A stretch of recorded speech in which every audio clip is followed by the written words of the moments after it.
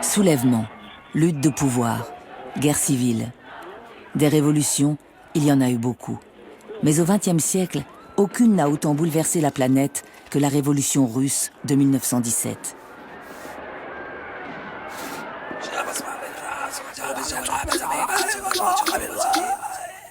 Les images se bousculent dans ma tête. Correspondent-elles à la réalité ?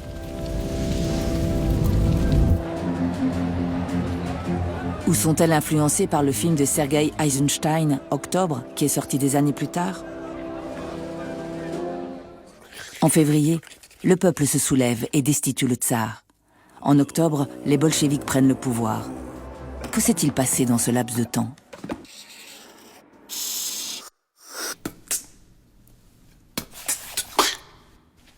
Des livres d'histoire, on en trouve beaucoup. Mais moi, je veux savoir comment les artistes ont vécu la Révolution à l'époque. Je recherche des témoignages de première main. Comme le journal tenu par Zinaïda Hippius, une écrivaine sulfureuse doublée d'une femme influente. Elle tient un salon célèbre à Saint-Pétersbourg et devient la chroniqueuse de la Révolution. J'aimerais tellement être aveugle et sourde. Témoigner de mon désintérêt même. Écrire des vers sur l'éternité et la beauté. Ah, si seulement j'en étais capable. Que racontent les mémoires du peintre et critique d'art Alexandre Benoît ? La moindre note de Maxime Gorky a été analysée par des spécialistes. Comment vit-il l'année 1917 en tant que marxiste et compagnon de route de Lénine ? Puis-je raconter une histoire décalée de la révolution russe à partir de notes et de documents d'artistes ? Comment la révolution les influence-t-elle et vice-versa ?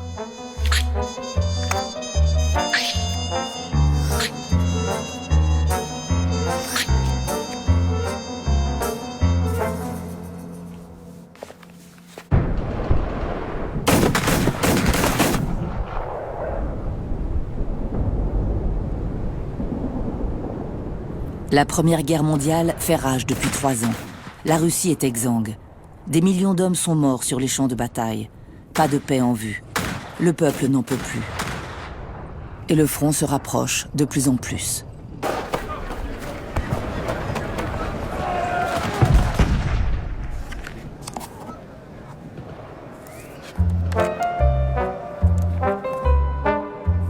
Que font les jeunes artistes sous les drapeaux ? La guerre régit-elle vraiment tout ?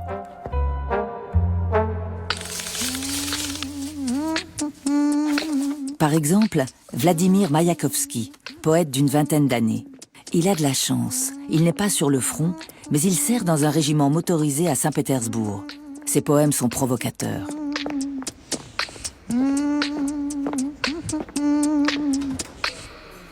Vous, les hommes, vous avez du chou dans la moustache.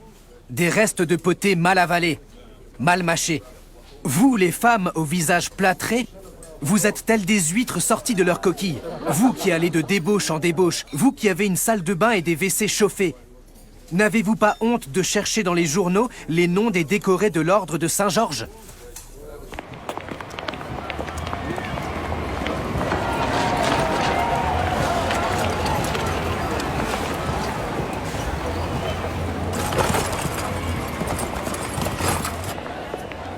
La colère contre le tsar et sa guerre a gagné depuis longtemps toutes les couches de la société. En 1917, Zinaïda Hippius a 48 ans. Elle habite en face du palais de Tauride, siège d'un parlement russe pratiquement sans pouvoir, la Douma.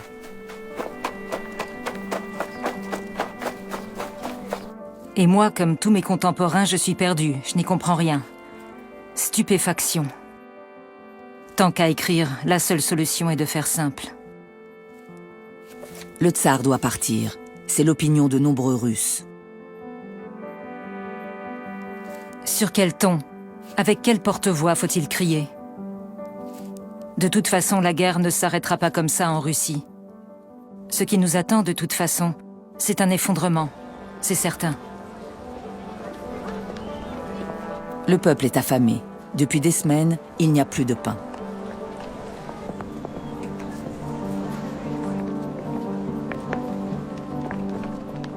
Nos élites dirigeantes mènent une politique qui ne fonctionne absolument pas et qui a pour unique résultat de totalement les isoler des gens d'en bas. C'est pourquoi ceux d'en bas sont nus.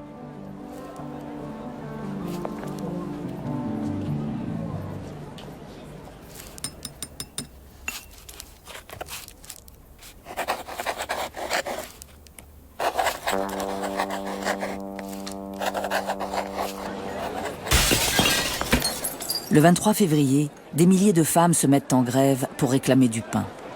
Elles convergent vers le centre-ville et des ouvriers toujours plus nombreux se joignent à leur cortège.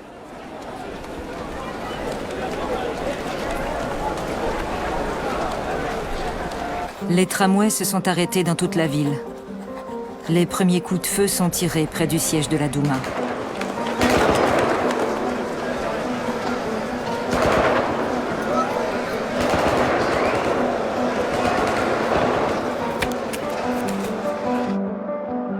Toutes les rues adjacentes sont pleines de soldats prêts à passer à l'action. Des garnisons entières se mutinent. Il y a 150 000 insurgés dans les rues de Saint-Pétersbourg. L'écrivain Maxime Gorki a participé à la première révolution russe de 1905 qui s'est terminée dans le sang. Il est donc sceptique et ne croit pas à une victoire de la rue.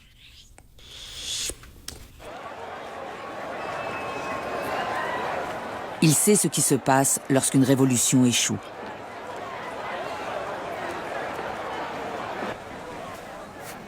Les pillages ont commencé. Beaucoup de sang sera versé. Énormément de sang.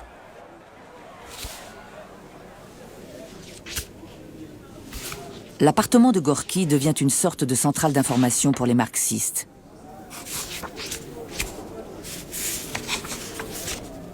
Nombre de leaders mencheviks, bolcheviks et socialistes révolutionnaires sont prisonniers en Sibérie ou exilés à l'étranger, comme Lénine à Zurich. Personne ne dirige encore les insurgés. Ils s'organisent eux-mêmes.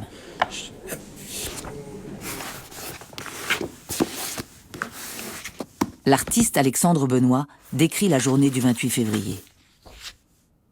C'est peut-être une révolution. Au petit déjeuner, ma fille Dounia a mis tout le monde en émoi en nous annonçant qu'elle venait de voir par la fenêtre un cortège d'automobiles arborant des drapeaux rouges qui venaient de l'avenue centrale et se dirigeaient vers le pont Touchkov. La foule les accompagnait par des cris de joie. Sur le moment, cette nouvelle nous parut extraordinaire et très inquiétante. Mais en début d'après-midi, plus personne ne s'étonnait du passage de ces chars de carnaval révolutionnaires.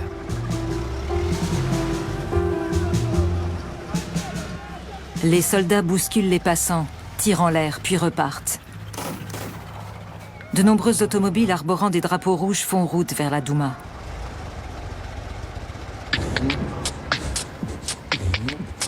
J'écris dans les premiers jours de la Révolution la chronique poétique « Révolution ». Donne des conférences sur les bolcheviks de l'art. Suis allé avec les automobiles à la Douma. En quelques jours, l'ordre ancien s'effondre. Les insurgés assiègent la Douma. Ils réclament un changement de régime et le départ du tsar.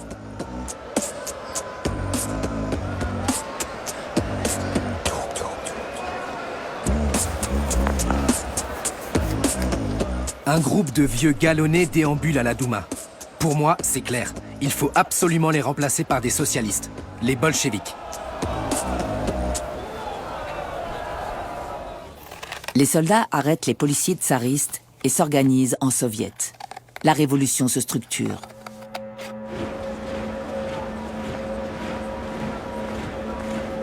Nous étions dans la salle à manger lorsque, soudain, tout près, a retenti le crépitement des mitrailleuses. Cela a commencé à 5 heures. En fait, il y avait une mitrailleuse sur notre toit et une sur l'immeuble d'en face.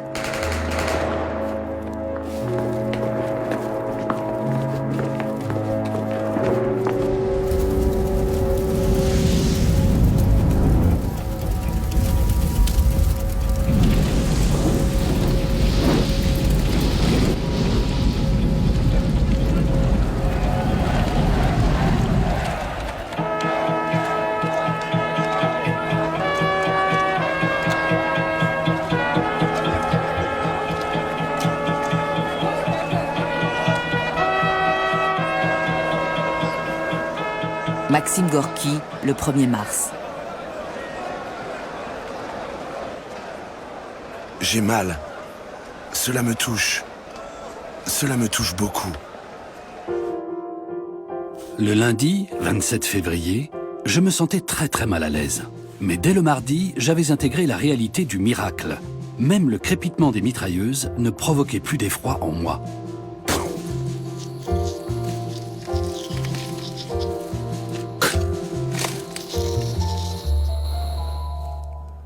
Tout achoppe et se concentre désormais sur la question de la reconstruction d'un pouvoir. Toute la question est pour l'heure de savoir si un nouveau pouvoir sera mis en place ou non. Il est clair qu'aucun des comités, qu'il soit de la Douma ou des soviets, ne peut à lui seul incarner le pouvoir. Il faut quelque chose de neuf, une troisième solution. Voilà longtemps que l'enjeu ne porte plus seulement sur l'abdication du tsar. La Douma et les soviets de soldats et d'ouvriers luttent pour le pouvoir.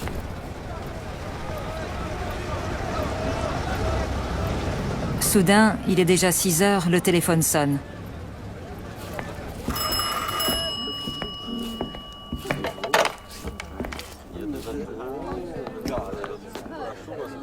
Le cabinet est formé, tout va bien, un accord a été trouvé. Suit une liste de noms. Je remarque une chose, ce cabinet révolutionnaire ne compte pas un seul révolutionnaire dans ses rangs.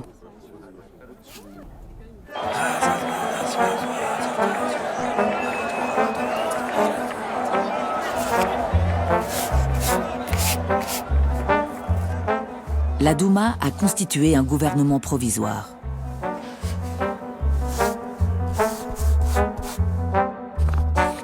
En parallèle, se forme le soviet des députés ouvriers et soldats. Commence alors une période de double gouvernance.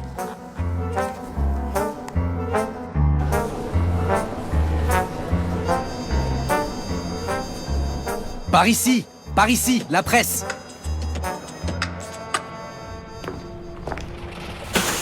La révolution apporte de nouvelles libertés. Liberté de réunion, libération de tous les prisonniers politiques, égalité en droit pour tous les citoyens, liberté d'expression, abolition de la peine de mort. Quelques jours ont suffi pour mettre fin aux 300 ans de règne des Romanov. Le tsar doit abdiquer. Le 4 mars, la monarchie russe cesse d'exister.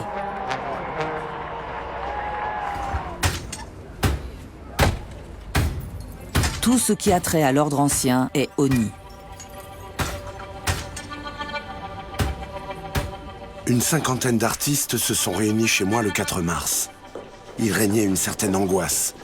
Le bruit courait qu'on était en train de démolir ou d'essayer de démolir le monument d'Alexandre III.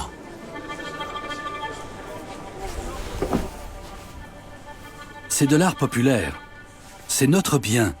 Et il faut faire tout ce qui est en notre pouvoir pour que le peuple en prenne conscience et s'empare de ce qui lui appartient. Les artistes présents agissent immédiatement. Soucieux de préserver les monuments artistiques, menacés de destruction, les sous-signés ont décidé de constituer une commission des affaires artistiques. Maxime Gorki, président. Donc, en application du plan arrêté hier chez Gorki, quelques délégués se sont rendus aujourd'hui à la Douma, munis de propositions qui avaient été élaborées.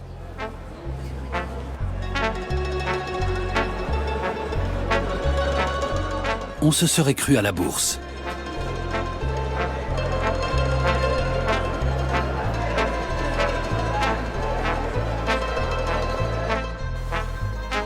Le gouvernement rédige un décret autorisant la création d'une commission culturelle. Il sera manifestement adopté sur le champ. La commission obtient de nombreux pouvoirs et elle a même droit à une milice.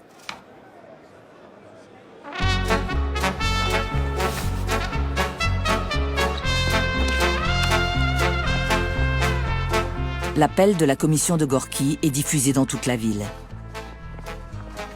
Citoyens, les maîtres anciens sont partis. Ils nous ont laissé un héritage gigantesque. Celui-ci appartient aujourd'hui au peuple tout entier.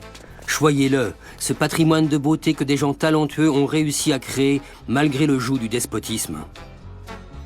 Alexandre Benoît a passé la journée à la maison. Il nous a raconté son épopée du ministère des Beaux-Arts avec Gorky. Il se perd en sottises et en querelles pour savoir qui sera à la tête de ce nouveau ministère en devenir, pour dénoncer les appels du pied du Soviet des députés ouvriers, pour discourir de l'Assemblée permanente des artistes, puis à propos de la rumeur selon laquelle il y aurait une lutte en coulisses entre Kerensky et Gorky. Dimitri, mon mari, se met soudain à brailler « Il faut brûler tout cet esthétisme !»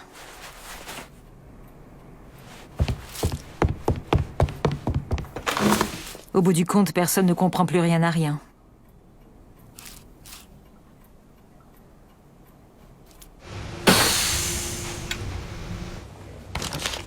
Le dernier numéro des Izvestia, le journal de ce qu'on appelle maintenant le Soviet des députés ouvriers et soldats, publie une étrange ordonnance concernant la garnison numéro 1. Les officiers sont démis de leurs fonctions et les soviets de soldats, formés spontanément, sont légalisés. À Saint-Pétersbourg, les soldats peuvent refuser d'être transférés sur le front s'ils le souhaitent. Sur les champs de bataille, ils sont toujours plus nombreux à déserter et à rentrer chez eux. C'est ainsi que la nouvelle de la Révolution arrive dans les campagnes. Beaucoup de Russes affluent vers Saint-Pétersbourg, la capitale. Ils exigent la paix avec de plus en plus de force. Nous avons un double pouvoir.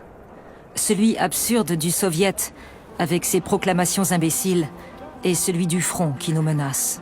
La question de la guerre doit trouver sans plus attendre une solution. Pour la postérité, pour moi, je proclame ma position actuelle concernant la guerre. Voilà, je suis pour la guerre. C'est-à-dire pour qu'il y soit mis fin le plus rapidement et le plus dignement possible. Que faire? Pour les uns, il faut arrêter la guerre sur le champ et sans condition. Pour les autres, on doit continuer à se battre et reconquérir les territoires perdus.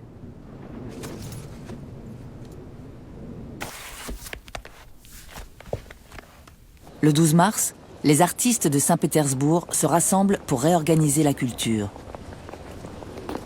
Extrait du procès-verbal. Nous avons également pris contact avec le Soviet des députés ouvriers pour choisir le site d'inhumation des victimes de la Révolution.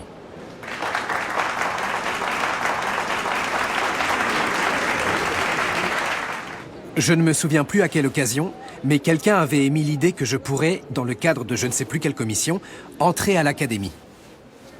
Un barbu s'est alors levé et a déclaré « Mayakovsky devra passer sur mon corps s'il veut entrer à l'académie. Et s'il y entre quand même, je suis prêt à tirer. » C'est ça, l'art qui transcende les classes. Quelqu'un demande la mise en place d'une commission de sauvegarde des monuments anciens. J'ai une autre proposition. Créer une commission pour la destruction systématique des monuments artistiques et historiques.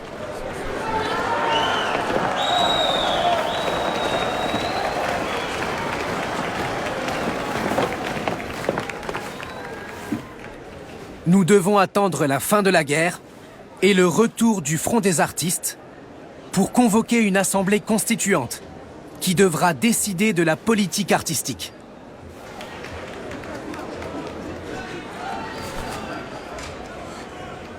Oui, c'est un meeting qui gouverne désormais la Russie, avec sa psychologie de meeting.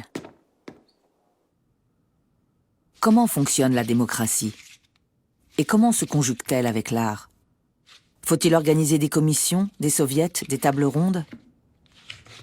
Mayakovsky fonde le Conseil pan-russe des artistes.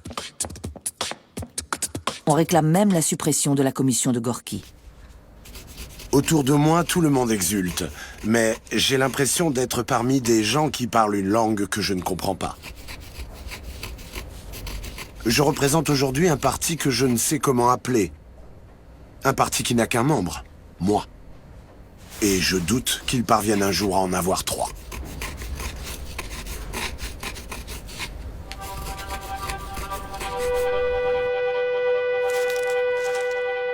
La presse, que ce soit à l'extérieur ou à l'intérieur du parti, est telle que nous n'y avons pas notre place, surtout en ce moment.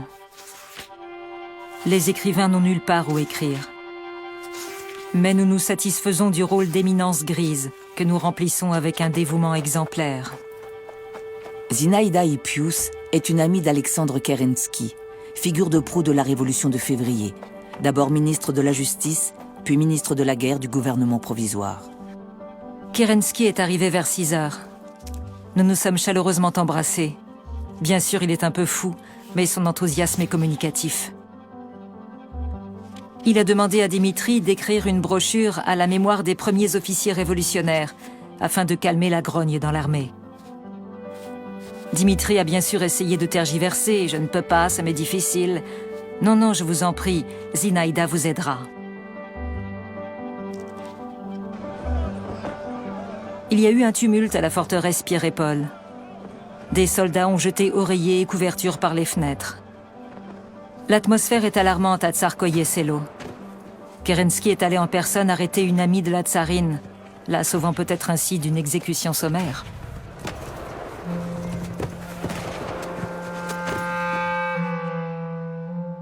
Grande manifestation en hommage aux victimes sur le Champ de Mars.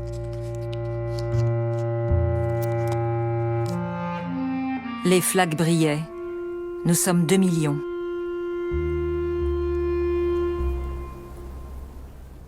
Dans les cuisines et les loges de concierges, on s'attend à de terribles événements pour aujourd'hui. On parle d'un carnage généralisé. Notre majordome a même fermé la porte d'entrée à clé, refusant d'ouvrir à quiconque. Il faut reconnaître que les prolétaires se sont présentés sous un jour particulièrement favorable. Ils ont observé tout au long des défilés et des manifestations l'ordre le plus strict. Nous avons fait le tour de presque toute la ville. Nous avons même assisté à ces mises au tombeau. Le moment le plus terrible a été l'apparition, derrière les drapeaux noirs, des 2 premiers cercueils tendus de draps rouges vifs. Tout l'esprit nouveau de l'époque y était exprimé, et de manière extrêmement claire, dans cette rupture avec les coutumes les plus profondément enracinées. Je ne pensais pas que mes compatriotes se détacheraient si radicalement des rites mortuaires sacrés. Il y avait quelque chose de hargneux, de provocateur. C'était comme si le cercueil n'était plus un écrin d'apaisement, ni même le symbole d'une fin réconciliatrice.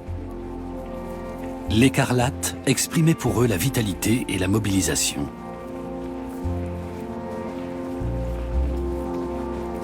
Ces jolis petits vaisseaux qui avançaient sur la mer des ouvriers rassemblés affichaient autant de signes de ralliement des déshérités en route pour le combat.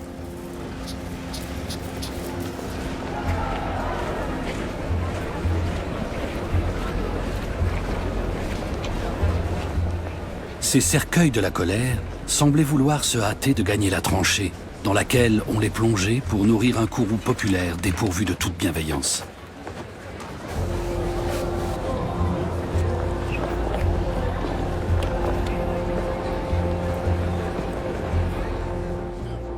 Je suis particulièrement frappé par l'unité dont font preuve les hordes innombrables du prolétariat. Il est cependant étrange que les slogans en faveur de la paix soient si peu nombreux. On voit de plus en plus de revendications pour la terre et la liberté et pour la journée de 8 heures. Autrement dit, des revendications purement concrètes, matérielles, alimentaires. La révolution ne change pas la vie des gens du jour au lendemain. La faim et la guerre sévissent toujours. Le bruit court que le gouvernement provisoire n'a nullement l'intention de mettre fin à la guerre. Je n'appartiens pas au parti des sociodémocrates. Mais si on me demande si nous sommes conscients de l'énorme responsabilité qui repose aujourd'hui sur chacun de nous, je réponds « Oui, nous sommes conscients de cette responsabilité. Mais c'est justement parce que nous en sommes conscients que nous disons « assez de morts, assez de sang ». Le journal des anarchistes Rouskaya Volia publie une annonce à l'intention des organisations d'ouvriers et des partis politiques. Pour la révolution. Camarades, pour que vos manifestations, vos pancartes et vos banderoles aient plus d'impact, assurez-vous le concours d'artistes graphiques. Pour que vos proclamations et vos appels soient entendus et plus convaincants, assurez-vous le concours de poètes et d'écrivains.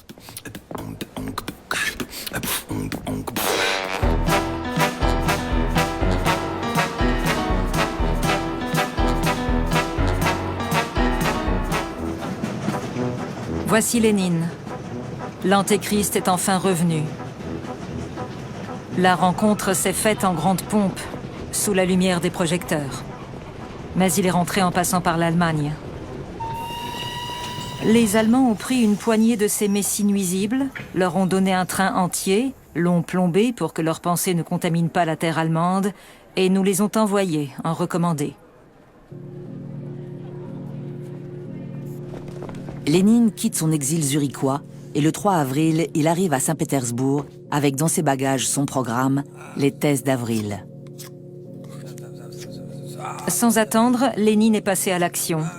Il a déclaré qu'il rejetait la social-démocratie et qu'il se considérait désormais comme un social-communiste. Il réclame la paix immédiate, ainsi que le boycott du gouvernement provisoire. Tout le pouvoir doit revenir aux soviets et toutes les terres aux paysans. Tant attendue, bien tardive, la proclamation du gouvernement sur la guerre était une déclaration d'impuissance, à la fois boiteuse et ambiguë, refusant toute annexion, mais avec bien des hésitations, faite à mi-voix et préconisant une position molle, tout en défense.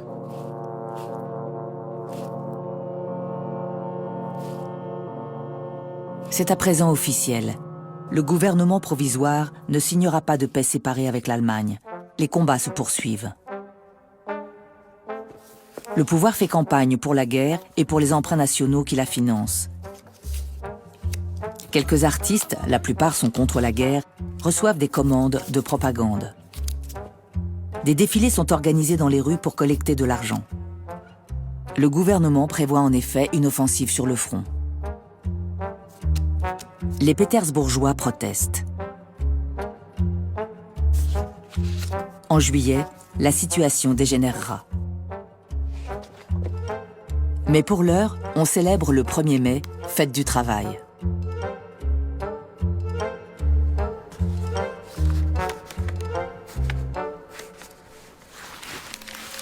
Faute de soutien, Gorki dissout sa commission. Il publie de plus belle. «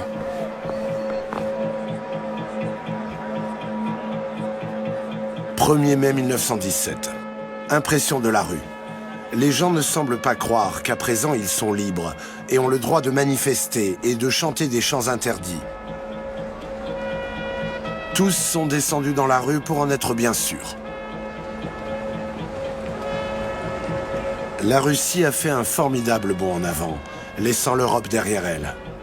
Elle a célébré le 1er mai comme il n'avait encore jamais été célébré dans les pays de l'ancienne civilisation. Oui, il est indispensable de lutter contre l'anarchie, mais il faut parfois savoir aussi vaincre sa propre peur du peuple.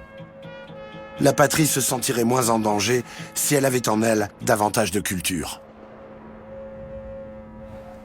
La relation des futuristes avec les masses engagées dans la Révolution ne s'est naturellement pas limitée à la littérature.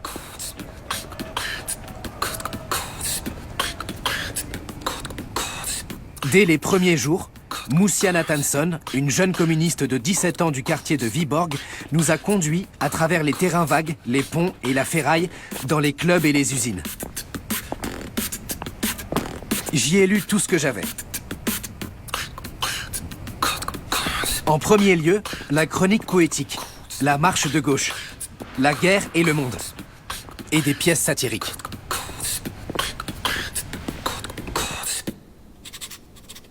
Le 15 mai. Ce soir, réunion des collaborateurs du journal Novaya Zhizn, consacré à la mise en place du service artistique. Mayakovsky est sans doute quelqu'un de talentueux, d'imposant et d'une grande force physique, mais c'est un menteur. Gorki a un ton très sombre et on le sent très déçu par la révolution. L'avenir ne présage rien de bon pour ce révolutionnaire patenté. Cette terre est à nous, les habitants de la terre, à chacun de ceux qui y sont nés. Et nous ne permettrons jamais, jamais et à personne de meurtrir notre terre à coups de boulet. Nous les obligerons tous à disperser la poudre.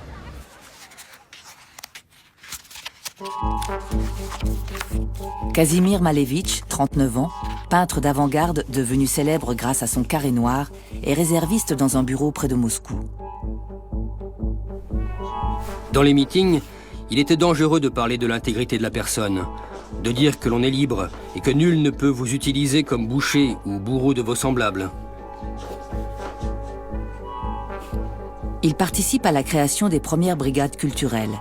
C'est un organisateur énergique. Il souhaite rapatrier les artistes du front.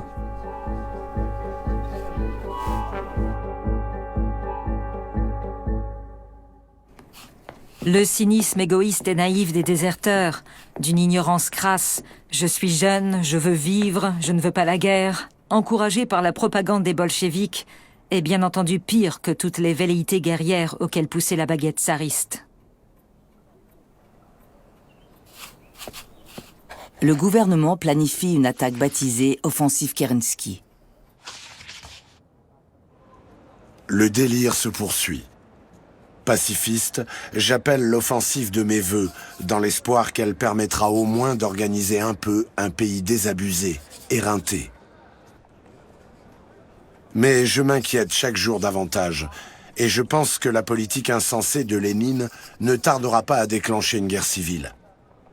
Il est totalement isolé, mais ses slogans sont très populaires parmi les ouvriers et une partie des militaires.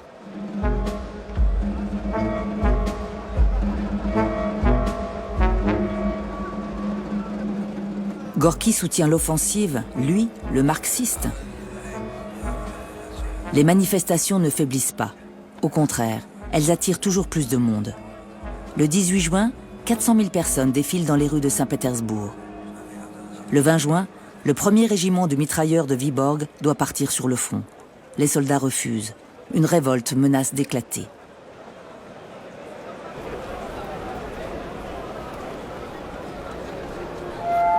Les journées de juillet. Des ouvriers et des soldats armés veulent renverser le gouvernement provisoire. Les bolcheviks se joignent à eux. Il y a de nombreux morts.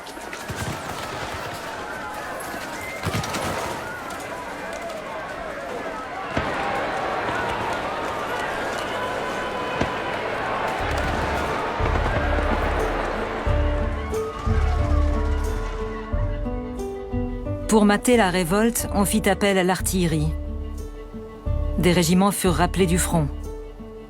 Je connais bien des détails, glanés dans des lettres que j'ai lues, mais je ne souhaite pas les donner ici, d'où mon style lapidaire.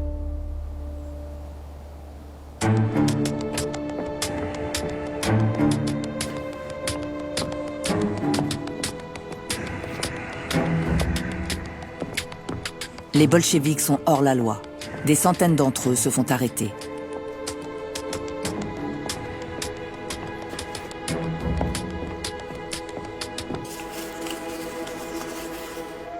Prélude aux emprisonnements à grande échelle, prélude aux arrestations, aux travaux forcés, droit de fermer les journaux et de manière générale de couper court à toute logomachie malfaisante, droit de ne pas raisonner, de ne pas discuter, de ne pas se rassembler en nombre face à la menace des agitateurs bolcheviques.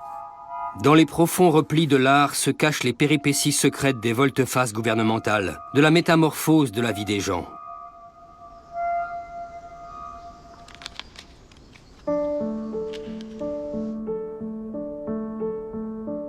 Juillet était une répétition qui a eu sur moi personnellement un effet déprimant, confortant le désenchantement que je ressens à l'égard de la Révolution. J'ai donc décidé de ne pas céder aux instances de Gorky et de quitter définitivement le journal Novaya Zhizn pour retrouver l'indépendance de la solitude.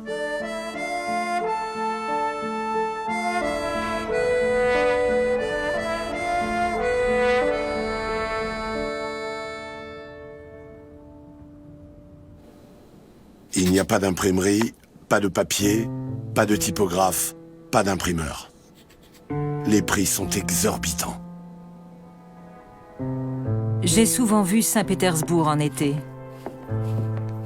Mais je n'ai jamais connu la ville aussi grise, mal lavée, négligée. Des groupes de soldats en goguettes déambulent, en crachant des graines de tournesol. Ils dorment de jour dans les parcs. Notre quotidien se résume au souci de notre simple subsistance. Nous sommes passés directement à une quasi-famine. Dernière nouvelle, nos régiments fuient d'eux-mêmes le front, ouvrant la voie aux Allemands. Les unités fidèles sont décimées. Les ouvriers périssent en masse et les soldats s'en vont. Et les Allemands se faufilent par la porte ouverte, sur les talons du troupeau en fuite. L'offensive Kerensky échoue. Entre autres parce que les soldats préfèrent tirer sur leurs officiers plutôt que d'aller au casse-pipe. Kerensky, à présent Premier ministre, devient de plus en plus impopulaire. Kerensky s'est laissé corrompre par le pouvoir. Il habite le palais royal où il s'est entouré d'une cour, comme un médiocre petit bourgeois, un parvenu. Sa géniale intuition semble l'avoir abandonné.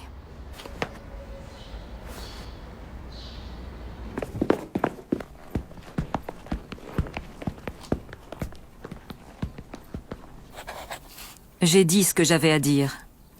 Je ne peux que réitérer mes appels pressants, soit à exercer le pouvoir, soit à le transmettre de fait à des gens plus capables.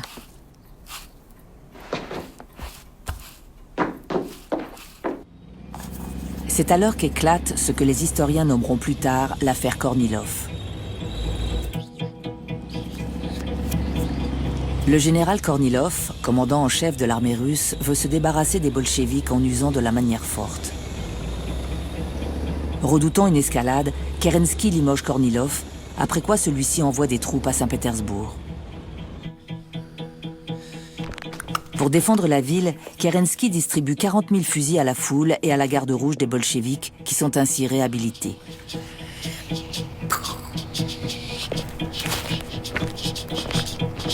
Des employés de chemin de fer démontent des voies pour empêcher l'avancée des troupes de Kornilov. Des agitateurs convainquent les soldats de rendre leurs armes. Au bout de 3 jours, tout est fini, mais les bolcheviks gardent leurs armes.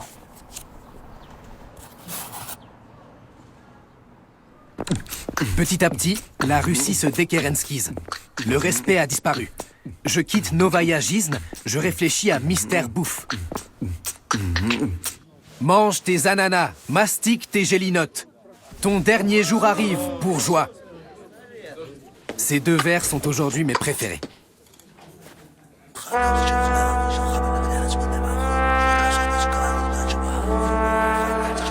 L'heure des agitateurs est arrivée.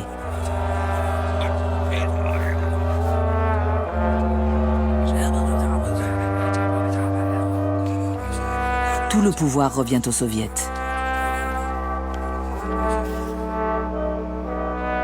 Qui s'intéresse à l'art et lui envoie une bouée de sauvetage dans cet océan de sang? C'est à vous, peintres, sculpteurs, artistes, poètes, musiciens et architectes, de vous dresser comme un seul homme pour la défense de l'art.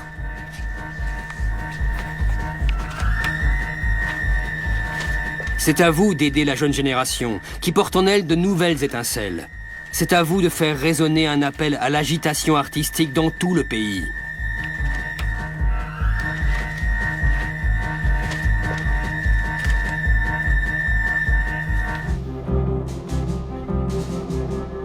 L'évacuation de l'Ermitage et des palais a déjà commencé. C'est du suicide, l'expression de la panique qui s'est emparée de l'ensemble de notre société, terrifiée devant le spectre du bolchevisme.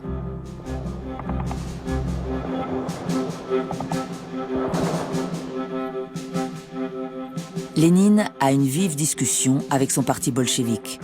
Une révolte armée, oui ou non, quand et comment?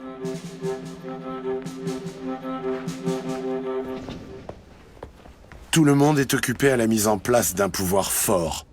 Et la guerre civile est presque inévitable. C'est terrible.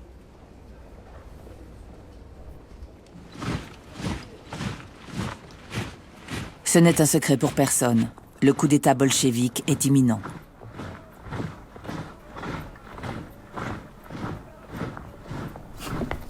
Lénine prêche chaque jour et de façon totalement ouverte le pogrom, qu'il présente comme une affaire entendue.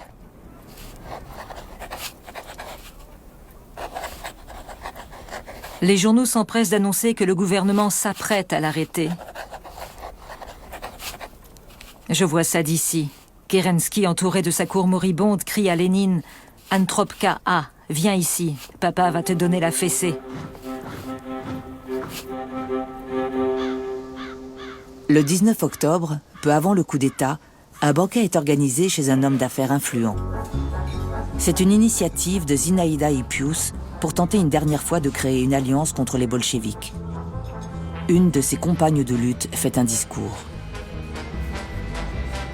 Son discours reposait sur l'idée selon laquelle rien n'était nécessaire et qu'il fallait continuer à tout faire comme l'avait toujours fait l'intelligentsia. Mais où est-elle, cette intelligentsia? Je ne suis pas aveugle. Je sais qu'aucun de ces manifestes ne nous sauvera de ces canons. Mais le sens de l'honneur nous oblige à élever la voix, pour qu'ils sachent du côté de quel canon nous serons quand ils se tireront les uns sur les autres. Le coup d'État commence. Au matin du 25 octobre, les gares, la centrale électrique et tous les ponts et les routes stratégiques sont aux mains des bolcheviks.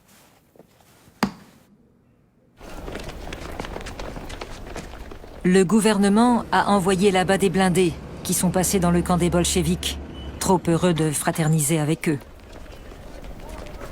On tire actuellement sur la perspective Nevsky. En un mot, le renversement social se prépare. Ce n'est qu'une question d'heure.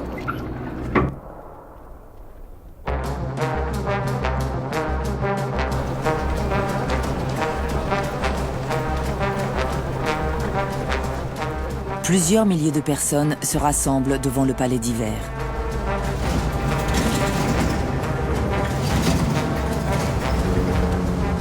Mais l'assaut se fait attendre. Lénine annonce par le biais d'affiches la victoire des bolcheviks, bien qu'elle n'ait pas encore eu lieu. Le jour même du renversement du gouvernement, je pouvais encore circuler. Je ne m'attendais absolument pas à ce que ce soit pour ce jour-là, et je ne pensais pas que nous vivions les dernières heures de notre système bourgeois.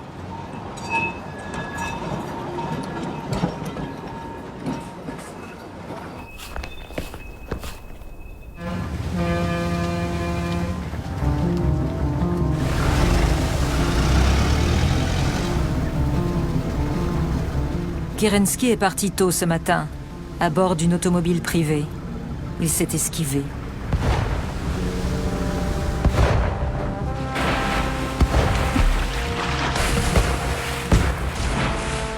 Il n'était pas encore 10 heures lorsque nous avons entendu des coups de feu. Les échanges se sont faits plus bruyants et fournis de minute en minute. Mon cœur s'est serré. Le palais d'hiver vivait-il vraiment ces dernières minutes? Avec, juste à côté, l'Ermitage qui contenait tous les plus précieux trésors de l'État russe. Tout ce qui, pour moi, comptait plus que tout sur Terre.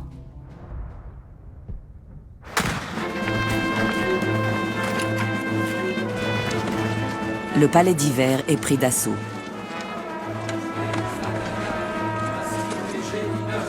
Ton dernier jour arrive, bourgeois. Mange tes ananas, mastique tes géinotes. Ton dernier jour arrive, bourgeois. Mange tes ananas, mastique tes géinotes. Il y a peu de résistance. Le gouvernement provisoire est renversé. Mange tes ananas. Quel joli paysage! Entre la Révolution et ce qui se passe actuellement, il y a la même différence qu'entre mars et octobre, entre le ciel radieux du printemps dernier et les nuages gris sombres, crasseux et visqueux d'aujourd'hui. À l'heure qu'il est, pour tous les Trotsky, le triomphe est sans nuages et sans vergogne.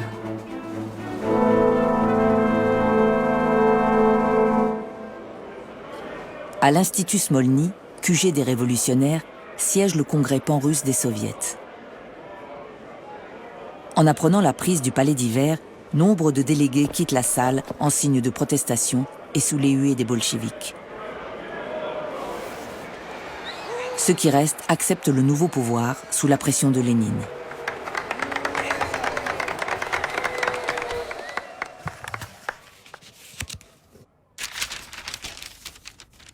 Cette journée sera appelée plus tard en Union soviétique la Grande Révolution socialiste d'octobre.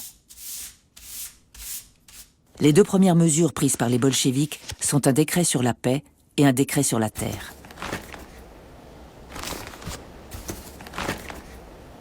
Les journaux de Saint-Pétersbourg disaient, pendant les premiers jours d'octobre, que les matelots avaient marché sur le palais d'hiver en chantant « Mange tes ananas, bourgeois », etc.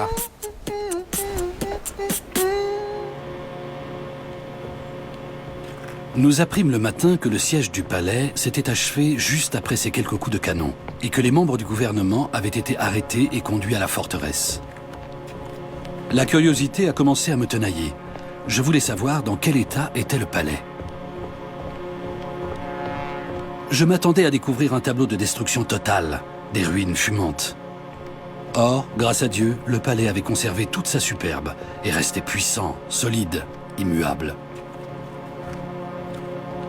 Nous fûmes frappés par le fait que la place et les rues adjacentes étaient totalement vides. Sous le ciel gris et morne, l'endroit semblait ensorcelé, comme une vision du passé.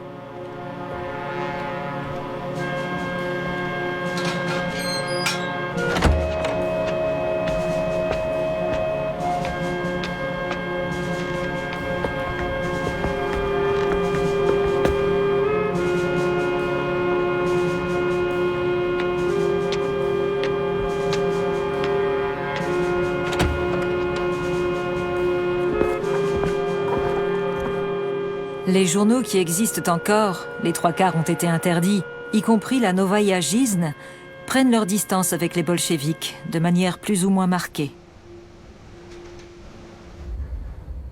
La suppression de la liberté de la presse constitue une violence physique, indigne de la démocratie. Il ne faut pas oublier que si la déraison des tsars a pu anéantir des générations entières, cette même déraison menace tous ceux qui se sont enivrés du poison du pouvoir.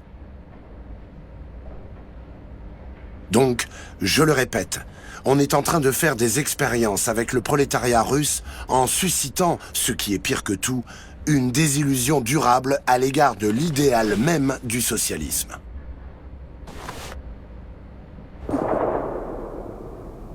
La pâtisserie Au Bon Goût a catégoriquement refusé de nous faire du pain pour toute la maisonnée.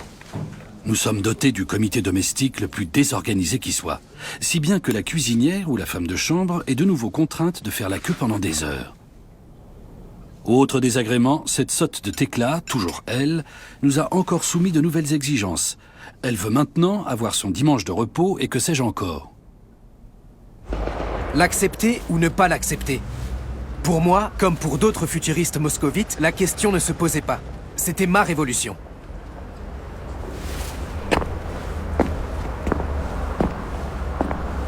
Je suis allé à l'Institut Smolny.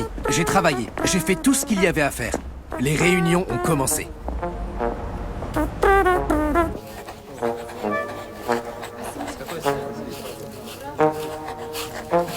Tout a changé dans la vie. La vie a de nouveaux timoniers.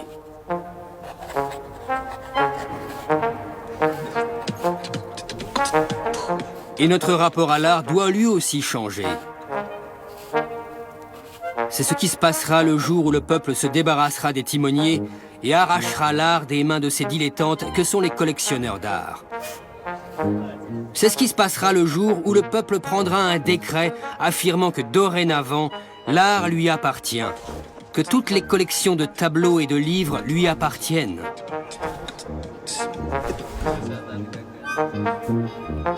Je trouve absurde d'imposer des règles à ceux qui font notre portrait.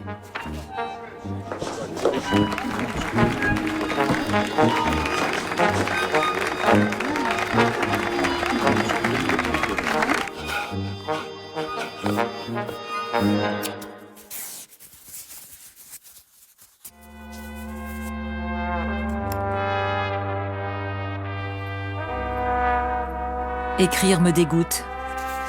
Les journaux ne sont qu'un tissu de mensonges. Par ailleurs, Moscou, sous la menace des canons, a fait acte de soumission aux bolcheviks. Les capitales sont aux mains des armées ennemies et barbares. Il n'y a nulle part où fuir. Je n'ai pas de patrie. Je continuerai d'écrire, bien sûr, parce que je suis une chroniqueuse.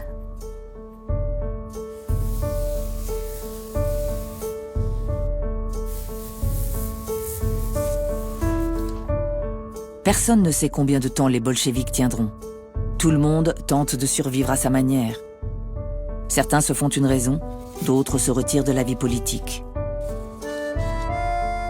En mars 1918, à Brest-Litovsk, la Russie signe la paix avec l'Allemagne et perd de vastes territoires.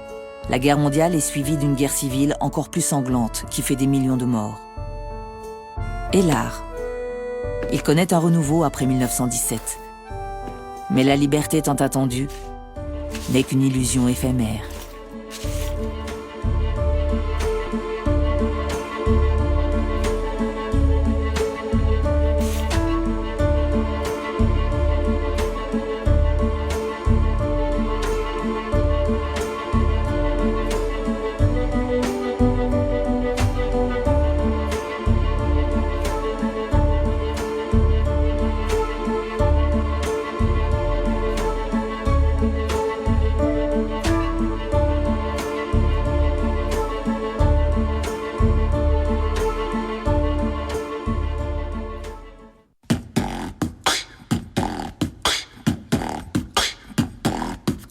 Friss Ananas, Burger und Haselhuhn, muss bald deinen letzten Seufzer tun. Friss Ananas, Burger und Haselhuhn, muss bald deinen letzten Seufzer tun. Friss Ananas, Burger und Haselhuhn, muss bald deinen letzten Seufzer tun. Friss Ananas, Burger und Haselhuhn, muss bald deinen letzten Seufzer tun.